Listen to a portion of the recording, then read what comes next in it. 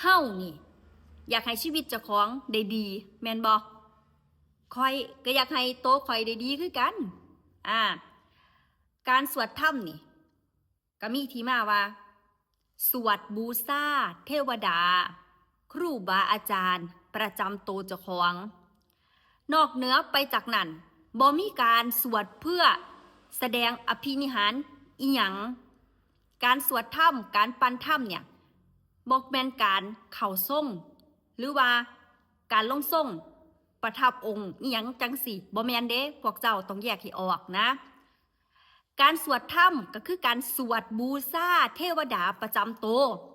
แต่บ่แม่นสวดแบบโตหนังสือภาษาไทยให้อ่านเจ้าเข้าใจบ่ว่าธรรมสวดธรรมก็คือการที่เฮาสวดภาษาธรรมภาษาจิตออกมาจิตหยังกับจิตวิญญาณนั่นล่ะอยู่ในโตเจ้าของสวดบูชาเจ้าของแม่นบ่สวดบูชาเทวดาอยู่ในโตเจ้าของต้องว่าจังสี่เทวดาในตัวเจ้าของก็คือครูบาอาจารย์ย่านในย่านตรงองค์ในองค์ตรงก็คือสิ่งที่ดีในตัวเจ้าของมันก็ให้เฮาหูว่า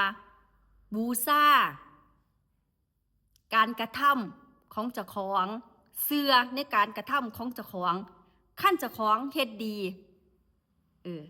กระสวดบูชาความดีเทวดาครูในครูตรงของเจ้าของนั่นล่ะค่ะก็แค่นั้นบ่ได้มีหยัง